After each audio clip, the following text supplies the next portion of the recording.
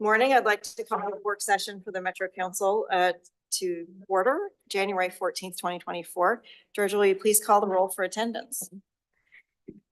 Yes, Counselor Simpson. Present. Good morning. Counselor Wong. Present. Counselor Rosenthal. Present.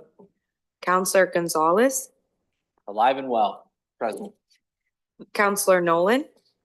Good morning. And Counselor Lewis. Present. Council President Peterson. Present. Thank you. Okay, councilors, we have one agenda item. It is the 2028-2030 Regional Flexible Fund New Project Bond. Councilors, in July, we formally directed staff to develop a bonding proposal for the 2028 through 30 Regional Flexible Fund allocation for regional consideration. As you know, regional flexible funds are federal dollars that are spent strategically on programs and projects that advance regional transportation planning goals. Today's work session gets us one step closer in the bond proposal development and to an adoption of the regional flexible fund allocation this summer. Staff will share initial investment scenarios for the bond proposal and overarching themes they heard from our regional partners in guiding the development of the scenarios. We have both Ted Leibert here, Transportation Policy and Program Director, and Grace Cho, Principal Transportation Planner. Welcome. And Yes. more More. to be introduced. Thank you. Thank you, Council President Peterson, for the introduction. And yes, I would like to, I don't think your mic is on, is it? Okay. is it on? Then you need to bring Should I it bring it closer? Yeah. Okay, Thanks. there we go. Is that better? Yes, thank you. Okay.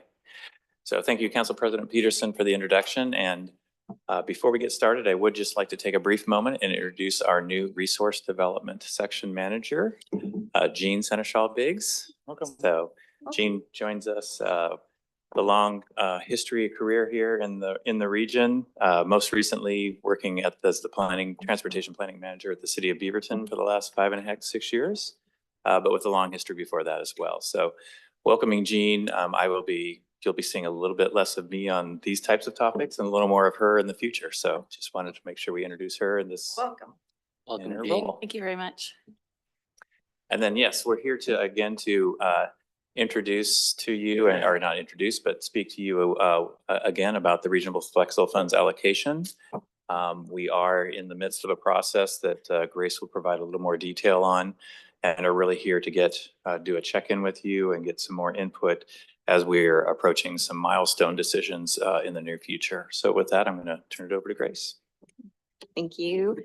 Thank you, Metro Council President and members of the Metro Council for having me here today. It's been nearly 6 months since staff last presented to the Metro Council on the adoption of the 2028 through 2030 Regional Flexible Fund Allocation Program Direction, which essentially started this new project bond development process. So today I'm here to provide an update on how the bond development process has been going. Oh, okay. But as a refresh, the regional flexible funds are federal transportation dollars in which the Metropolitan Planning Organization, which for this region is Metro, has the authority to allocate. They are comprised solely of federal surface transportation funds, specifically Surface Transportation Block Grant and Congestion Mitigation Air Quality. In total, they make up about 5% of all the transportation funding in the region. And as a source of funds, they're one of the region's tools to implement our regional transportation plan. The estimated amount of regional flexible funds for this 28 through 2030 cycle is between 150 and 153 million. Oh, I don't know what just happened there. Going back, apologies. I don't even know the strength of my own fingers. Whoa, whoa. Oh no. Covered that very quickly. And done. And done. All right. So how do we allocate the regional flexible funds? We allocate them in 3-year cycles, and to kick off each cycle, the region adopts a program direction which outlines the region's intent on how to expend regional flexible funds in a manner that advances our regional objectives. In July 2024, this body, in coordination with JPACT and TPACT, adopted Resolution 245415, the program direction for the 2028 through 2030 Regional Flexible Fund cycle. And it outlined an allocation structure of the regional flexible funds, which includes 4 parts. First, there is step 1A, which is an allocation of flexible funds to repay debt service on previous project bond commitments.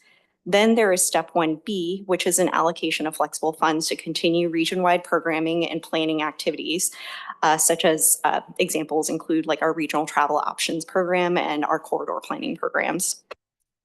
And then the third is step 2, which typically represents the remainder of the regional flexible funds following the allocations of step 1A and step 1B. Step 2 is the competitive process for capital projects to local capital projects in the metropolitan region. And then lastly, slightly different for this cycle, the one highlighted in red, which staff are calling step 1A.1. As part of this program direction adoption, the region agreed to move forward in developing a new project bond proposal for consideration by decision makers. And this new project bond proposal is the focus of today's updates. So council provided direction back in May 2024 on the new project bond development criteria and process. That directions is summarized into the 5 main bullets that you're seeing here, which were then incorporated into the current bond development principles as well as our process. So now with that background refresher, getting into the heart of where we are and what we've been up to, and I will say it's been quite a lot.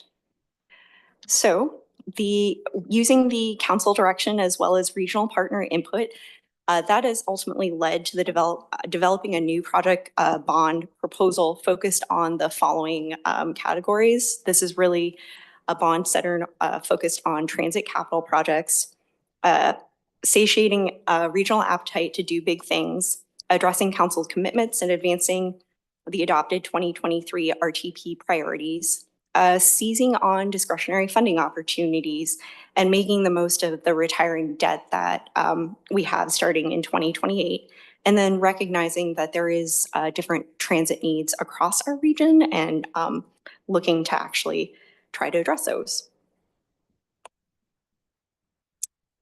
So essentially, this has led to a new process happening concurrently with the regular step 2 competitive allocation. As a new process, Metro staff designed a multi-input process to help shape and inform that preferred bond scenario.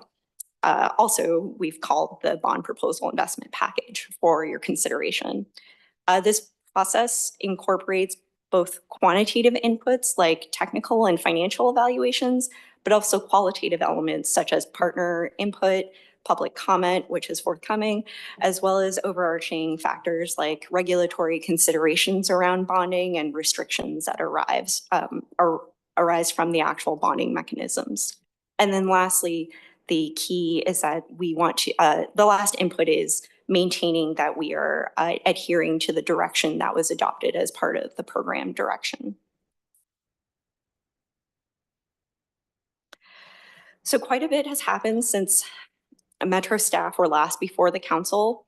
Since July 2024, following the adoption of the program direction, staff developed and rolled out a bond proposal development process, creating that multi-input process shown in the previous slide. Shortly after rolling out the process, a bond nomination period was held from late July to early September, where 10 nominations were received. Following the nomination period, an eligibility screening was undertaken in September to mid-October, and the results of this screening determined that 9 of the 10 nominations were eligible to continue forward in the bond development process. Following the eligibility screening, a candidate project evaluation took up most of the activities for the remainder of 2024, where the results were shared with regional partners in December, which then kicked off the bond scenario development process, and regional partners began to provide input towards thematic concepts to build scenarios around, which brings us up to today. Lastly, I want to note that in the background, happening in parallel with those activities, Metro staff has also been conducting research and analysis work to look into the different financial and administrative aspects of a new bond.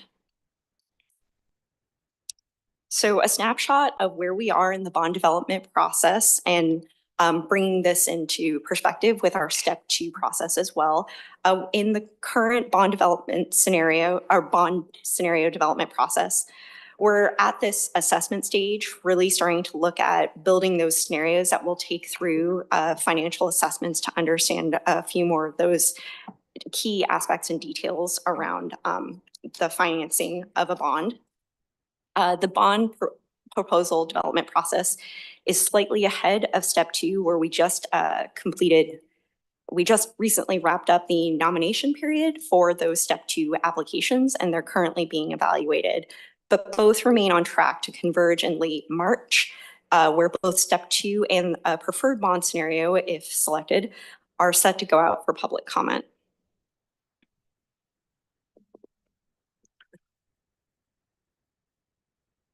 Right. So as mentioned previously, there are 9 candidate projects in consideration for the new project bond, which are represented here on this map.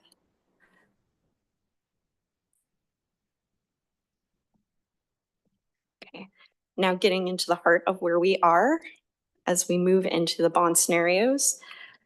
The real starting place in this first exercise at developing bond scenarios came from input solicited by regional partners. In December, regional partners were provided an opportunity to give their feedback on different concepts and themes they would like to see staff build scenarios around. To summarize, what Metro staff heard were the following themes that are listed on the screen, but in short, it's about maximizing and advancing our RTP goals, making bonding worth it, and really looking at opportunities around leveraging funds, investing, making investments across the regions, emphasizing those regional or corridor scale investments, and then again, reflecting that all our program direction objectives are being met. So in this exercise in putting together initial bond scenarios, staff's approach was to focus on maximizing the performance of a single theme, which came from the input received last month. Additionally, the initial bond scenarios being shared today are financially unconstrained to allow for that ability to maximize on that theme outcome. And then finally, the candidate evaluation results help to identify the different projects for these initial scenarios according to their theme, according to their performance to the theme. The aim was to have a limited but manageable number of scenarios that were being looked at, and eventually a manageable number of scenarios that would move forward for the financial assessment. The key to note again is that the scenarios being shared are illustrative in nature, and this is just a step towards getting to those final scenarios to undergo the detailed financial analysis. And then just lastly, the purposes of the bond scenarios financial analysis is to answer those key questions that are relevant for the bond development process. That's really getting to those questions, are really trying to get to those answers around questions like, according to the individual project schedules, what's the amount of bond proceeds needed by year, and can that amount actually be accommodated? What will be the length of debt service payments? What amount will we owe back in debt servicing each year? And can we manage that payment schedule? And what does that look like in terms of trade-offs with the Step 2 program? So before moving into this slide, I'll let Ted hop in. Yeah, so just real quickly, in terms of that financial analysis of being consistent with the program direction and what we think we can afford without having dramatic future impacts to our Step 2 allocation process to local projects. We were looking at forecasts of revenues that are available, what the bond costs would be, and keeping our payment schedule reasonable and not impactful to Step 2. And with that, just quickly summarized in this table, what the high end of that, we actually have a range of what we would actually could finance with a bond in that second line, Step 1A.1. And that would be anywhere between $70 and $84 million that we could make available by bonding future revenues. As you can see with the first line up there in Step 1A, the $51.78 million is what we will owe in years 28 through 30 without a new bond. With that higher end scenario, we would add $15 million of bond payment debt to ourselves to achieve that $84 million. And then, of course, the rest of the bond costs would occur in out years 2031 through 2039. So you'll see then that the impact to step two in this funding cycle are, instead of having $57 to $60 million to allocate to local projects, that would be lowered to $42 to $45 million. And then again, in future allocation cycles through the 2030s, we would also have less money in step two for those additional bond payments. Okay. Yeah, so this is really just one bond service scenario, and this is if we do one bond with essentially doing either TriMet leading the bond allocation or with Metro leading the bond allocation, but with the exchange of federal funds for local funds that we could fund locally. There is another option that's still under consideration, and that's actually to go through the Federal Highway Administration and Federal Transit Administration also have bonding programs. But what we haven't completed that part of the analysis yet, but the initial findings are that will be more expensive bonding. And so we'll actually have less funding if we use those programs, and they'll have a higher cost. So the financial cost will be much greater. Okay. Great. And with that context in mind, just an overview of the initial bond scenario exercise that was undertaken. Again, these 5 scenarios represent illustrative project investment packages aimed to maximize on the main theme identified at the top row, which reflects, again, those themes are generated from the input we heard from regional partners. While the initial bond scenarios were unconstrained, it was interesting to get a sense of what the project's total requested bond proceeds would be for each scenario. So that's provided as information for reference. And what's not shown is that in parallel with this exercise, we also included a qualitative assessment of how well each of the other themes would be addressed concurrently when maximizing for the single theme. So in summary, what staff found in going through the initial bond scenario exercise is that in maximizing or prioritizing a single theme, no one initial scenario is able to meet all the adopted program direction objectives. Knowing this outcome from the initial exercise, and because it's a stronger starting place to have the bond scenarios that undergo financial assessment largely meet the program direction, Metro staff proposes developing the final bond scenarios by trying to maximize overall performance across all 5 themes that are identified. This means that no one theme is really the priority or driver, and there'll be some performance trade-offs to the extent that we're trying to find the balance of those sweet spots between themes. And then lastly, being able to just, again, ensure that the final bond scenarios are meeting those different program direction objectives. And we're just really in the space of looking at the financial principles and whether they're meeting the program and direction objectives at that point. So what's up next for the bond development process?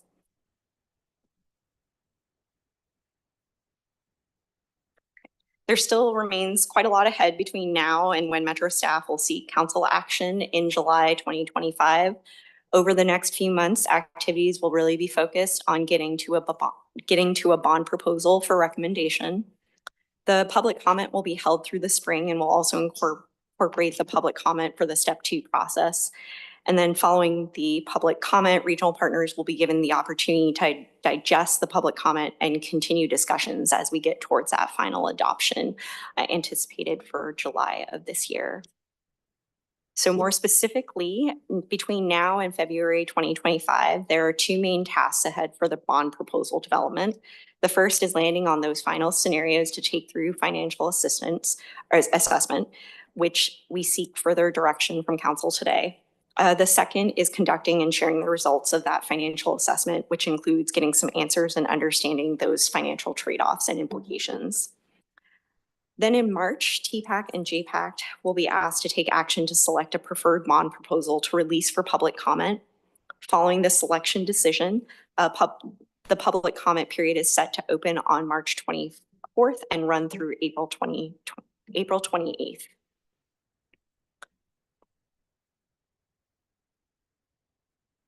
Oh my goodness.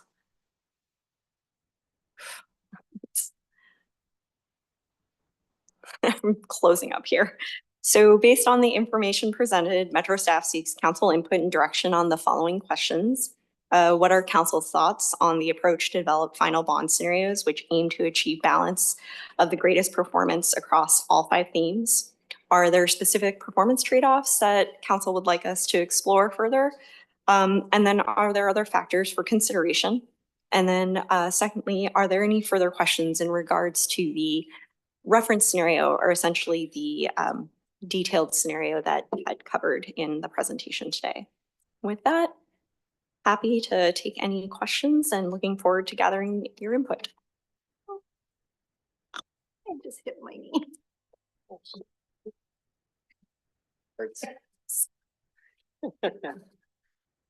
Like it was my funny bone. Council, any questions? Counselor Rosenthal? Yeah, sure. Could you go back a couple slides? I had a question on the one slide and maybe I'm missing something, but back. Keep going. I think one more. Nope, next couple more. This one? Well, it was that one and the one following it. Okay. So first of all, I noticed on the 7 projects all add up to about $9 million. And this says with the bond, it's only 42 to 45 million. So that implies that only a certain small portion. And then on one of these, you had on the bottom of the, under leverage, you listed a 9 significant figure, 117, 618, 400. I assume that should have just been 117.5 million. I assume that's sort of a typo, right? It is not. It's actually just the cost estimate that was, or the requested bond proceeds by the actual applicant. They just happened to get into some very specific detail. And so it's the addition of all of those requested funds together. So that's why that one looks that specific way. Okay. But I mean, the million underneath there is incorrect, correct? I mean, because it's 117 It's million. 117 million. That's Sorry. correct. It's not Okay. 117 Sorry. million. Okay. Right. I just want, I Yeah. saw that and I was going, that doesn't make much sense. Okay. I just wanted But to- if you want to go back to the next, Brilliant at that the point. next slide, Oh, yep, sorry. just to clarify comment you made that was and not quite right. significant figures is frankly, unless you're measuring the width of a proton is probably not worth doing. I'm trying. All right. There we So go. going back to Just this. real quickly, it's for the bond amount that would be made available if we bond these revenues. It's actually $84 million is the high end of what we can afford based on our program direction. The 42 to 45 million is then what's left and available this round, this allocation round for the step 2 local projects. Counselor Gonzalez? Thanks, President Peterson. I'm really glad this conversation is coming to council. You know, with JPACT, we've been working on this for close to a year now. And as we've gone through the process and looking at the step 1 and step 2 project opportunities, with this RUFA bond I think it's an incredible opportunity to deploy a significant amount of resources for major projects. The big question for me, and I know for others on council and on JPACT, is, you know, given the uncertainty of the next 4 years, is the premium for bonding, is it worth it at this time? And that's just a question. It's a policy question. It's a political question. I do know that we were able to fund our first BRT project in the region in the last administration of what we're about to experience again. So it's really just a matter of risk appetite, I think, and understanding that. And so would love to have some conversation and get your thoughts around that specific subject in terms of the uncertainty of the future, but also we have some pretty shovel-ready projects that have massive community support. And so how do we ensure that we fill our fiduciary responsibility as the MPO, I think is the first question, while also delivering these meaningful projects.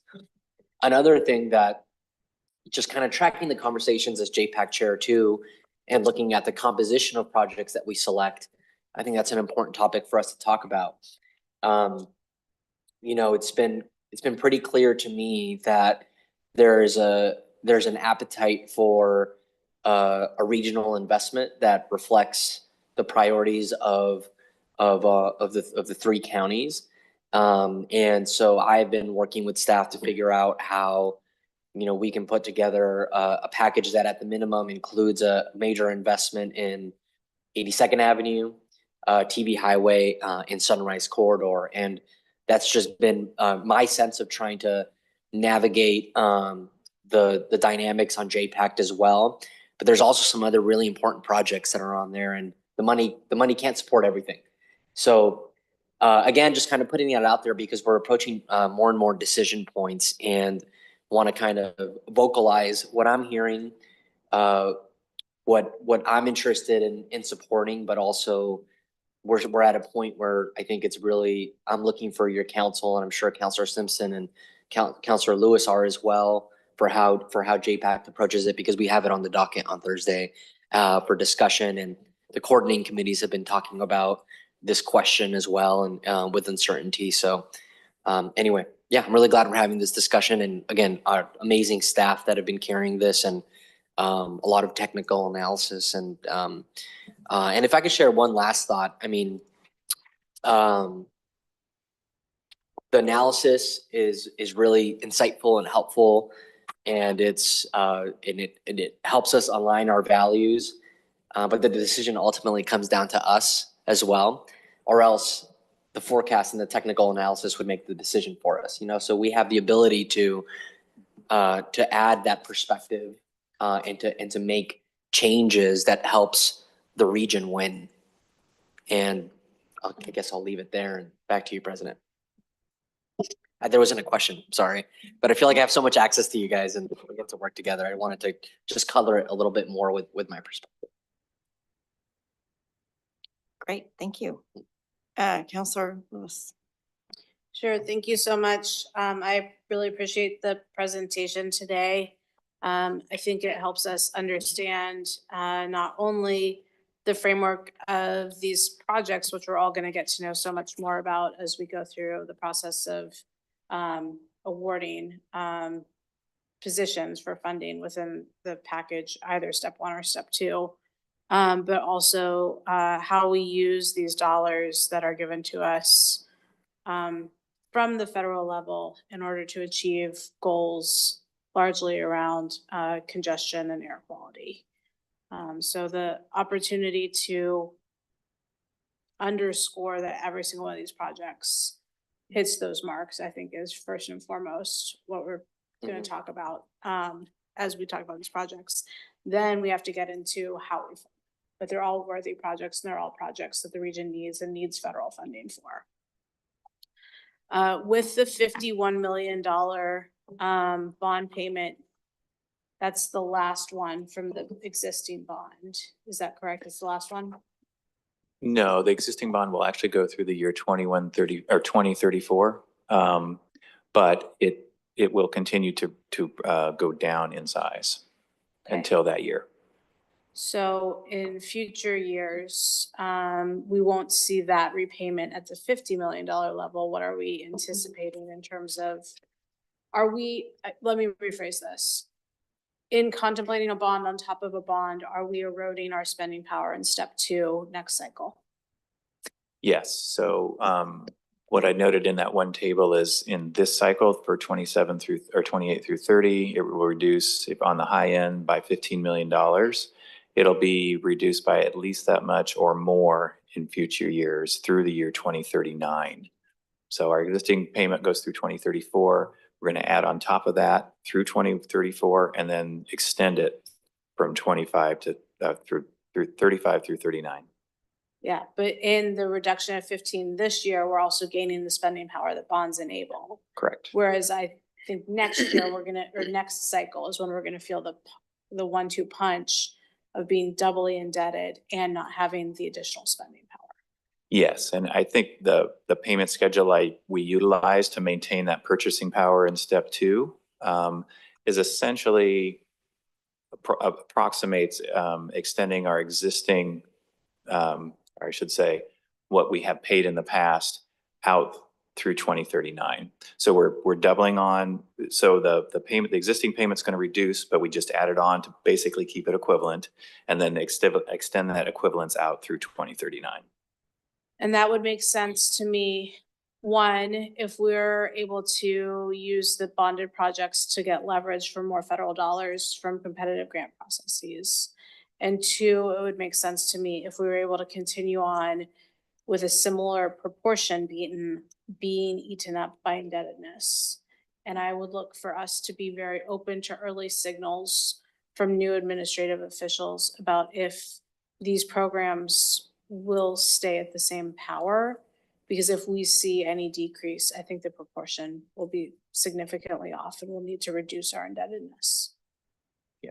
So I don't know if we're gonna be able to read any tea leaves before July, but I think that's my top priority.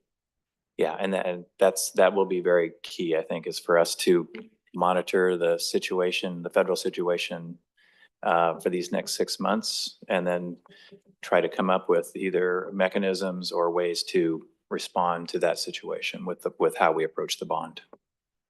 Yeah, thank you. Counselor Wong. Thank you, Madam President. And I'll start by thanking Chair Gonzalez and Councilor Lewis and Simpson for serving and representing us on JPACT and all the kind of work that's gone into this rough up process. I have 2 questions. I guess the first one would be kind of on the individual themes with like the RTP outcomes, leverage, categorical representation, regional and corridor scale, and readiness. I'm just wondering how our racial equity lens was applied to that selection kind of process. I know it's maybe part of the RTP outcomes potentially, but I'm just wondering, you know, how that was thought through kind of in the prioritization process. It seems like, from what I can tell, the projects themselves kind of line up in that way. But was there an intentional kind of analysis based on like, you know, potential impacts for you know, vulnerable communities for each individual project that was analyzed? I can start with part of it. So as part of the technical evaluation that was referenced, the individual candidate projects moving forward, they went through a 3-part analysis. One was really looking at it in the perspective around how well the candidate project met the bond purpose and principles that were outlined as part of the program direction. Another technical evaluation focused in on our regional transportation plan objectives. And then the third was actually looking at a project delivery risk assessment. And I'd say it's that middle analysis, that RTP objectives, is where there was more specific measures and criteria that looked at aspects around our racial equity priorities. And so really bringing in, like, up to this date, getting an understanding of the intentional engagement that's been taking place. How is the project being shaped by marginalized communities in the project area? And that helped to actually then inform its partial score. With the project delivery risk assessment and the bond purpose and principles, it was it didn't necessarily explicitly factor in our racial equity lens in the same manner that in the RTP technical evaluation it did. Since it was a slightly different evaluation that we were undertaking. I think I'm just looking for a clear articulation, maybe when we come back, around how, you know, that lens was kind of applied to the work. Because I think when I just like see the different buckets now, that's not one of the primary considerations, but we know that readiness is. And I think there's kind of a big difference between like, what is it that, you know, community members are really looking for in our transportation system, which is different than whether or not it's like, you know, ready or sub-regional scale. So just, I mean, teasing that up a bit more would be really helpful in the next kind of go around. And just a quick question on bonding. Does the success of our bonding kind of, is it based upon our agency rating, or is it based on like kind of macro, like interest rate factors? So, you know, can't really time that, but I'm just wondering, do you get more bang for the buck based on timing, or is it just like how our agency is rated? It's all of those. It's all of the above. So that's our initial analysis of what we think we can afford is based on a cost estimate of all of those factors. And we've looked at both TriMet as the bonding agency and Metro as a bonding agency, so that, you know, our rating is one of the factors in what the bond payment schedule would produce in terms of revenues, bond revenues. But also there were forecasts of existing and predicted interest rates that we would be able to lock in this time frame, and the bond costs, those sorts of things were all estimated to come up with that $70 to $84 million range based on how much payment we could afford to put in. Okay, so I'm hearing timing does matter. Yes. Okay, good to know. Thank you. Counselor Lewis again? Sure, thank you. You just mentioned that you did the scenario plan around either Metro or TriMet administering the bonds. And as two different types of agencies, we have access to different financial tools. Did you do a hybrid or a combined scenario? And what would the strengths be about essentially one bond program, but using two tools at two agencies? Yes, and I think we did do that, and the hybrid was really around if we had to use the federal bonding programs, because the two federal administrations, the Federal Highway Administration, they would help you bond through the federal program if you're bonding for projects that would be administered by the Federal Highway Administration. Same deal with the Federal Transit Administration. So two separate bond programs.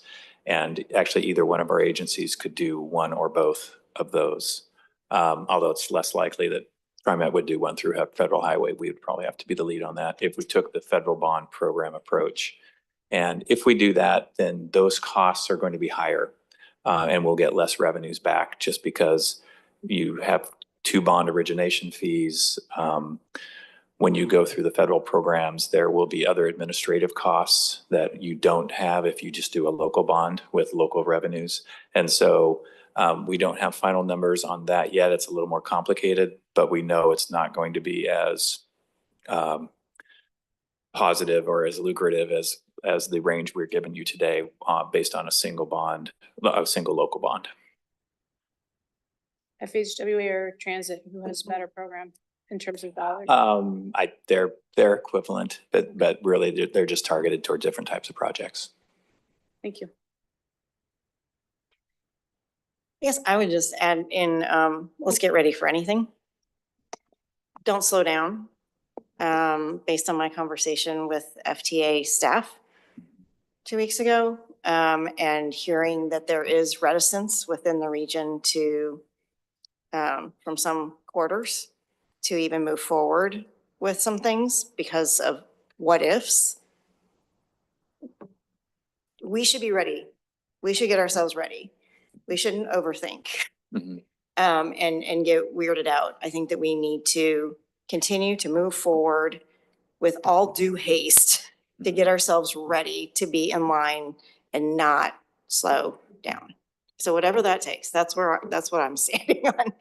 There's gonna be a lot of conversation at JPAC about how to sort through these different scenarios, and I'm pretty sure that y'all will come up with the best way to move forward, but move forward.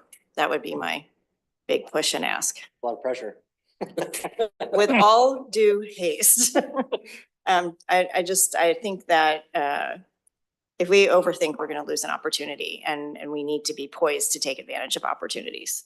Whether that's at the state level or whether that's at the federal level, we need to be poised to move. And I would hate to have us on our heels because we overthought the what ifs. That's good advice. Any other questions, comments, thoughts? All right, Great. thank you. Well, thank you for your Looking input. forward to and we'll- hearing the next step. We'll be back. So thank you very much for the input and yeah, and we'll be working with your JPAC members in more detail and I'm sure they'll also keep you apprised as we move through the process. Okay, Thank thank you. All right, we'll move on to Chief Operating Officer Communication. Thank you, President Peterson. Just a couple of things today. I want to call your attention to a Metro and Media newsletter that you should be receiving weekly from an address called Meltwater. It's a service that we're using to aggregate articles about Metro. The first issue should have been in your inbox yesterday. I know mine got caught in one of my filters, so if you haven't gotten it, check your filters. It's intended to be a roundup of all the media coverage of Metro and our work here, and then also includes an around the region section for news that touches Metro adjacent topics, but is not directly related. I'm really looking forward to just having this resource, having everything in one place instead of multiple Google alerts. So I hope that you like it and certainly give us your feedback if there's anything that we can do to adjust it. And then also just wanted to remind folks that there's a survey open until January 27th to offer feedback on the Lone Fir Cemetery Memorial Project, also known as Block 14. The survey includes questions on 3 topics: what should be included in signs and storytelling, the overall design of the memorial, and the altar design. It's a great opportunity for community to offer their thoughts. And if you're interested in filling out the survey, you can find more information on Metro's website under the What's Happening menu. And that's it. Thank you. Awesome, thank you. Counselor Communication, I just want to recognize that when we adopted our rules and procedures going forward, we have a new deputy. Thank you for volunteering and thank you to former deputy. Counselor Wong for stepping forward, so thank you. And hopefully I don't offload too much onto you. Anyway, counselors, any communication for the day? Counselor Lewis. Sure, wanted to report back that yesterday morning between the hours of 9:30 a.m. and 12:15 p.m., the Supportive Housing Services Oversight Committee meeting occurred. We had the opportunity to hear from them as they are doing refinement on their annual report. Obviously, the draft is in kind of what I would call slide form, and they were doing almost word edits and then also some prioritization of these exercises, or of the exercise of reporting back to us. I will call out that there were several folks who said out loud several times, this feels hard, not only because of this moment that we are in with the uncertainty of the future, but also looking at last year's recommendations. And the color code for are they done yet is red, yellow, green. We can all know what that means. And there are a lot of reds. So there was some frustration. What is the point of this oversight exercise if the things stay in red and yellow and very few things resolve to green? So the other piece of the meeting, they adopted a letter to us at council that we will get soon regarding the planning process we're going for future reform. And Council President Peterson was able to visit and had a really lovely Q&A. So thank you for attending that meeting. Yeah, it was good. It was a good meeting. It's a good draft letter that I saw. Looking forward to the final. And they finally achieved quorum to actually approve the letter. So yes. Great. Awesome. Anything else, council? Oh, yes. If you got time this Friday, from 8 to 1 at Mount Hood Community College, there'll be an East Metro Housing Summit put on by Rockwood CDC, as well as in conjunction with Commissioner Jones Dixon at Multnomah County. Looks really good. Signed up for a long time ago, but now I have a conflict. So I'm hoping to hear back how it goes. I would love a report back and hear what came up. So. All right, with that, seeing no one raising their hands, we are adjourned. And we will see you back here Thursday, January 16th at 10:30 a.m. Thank you. Whoop, whoop.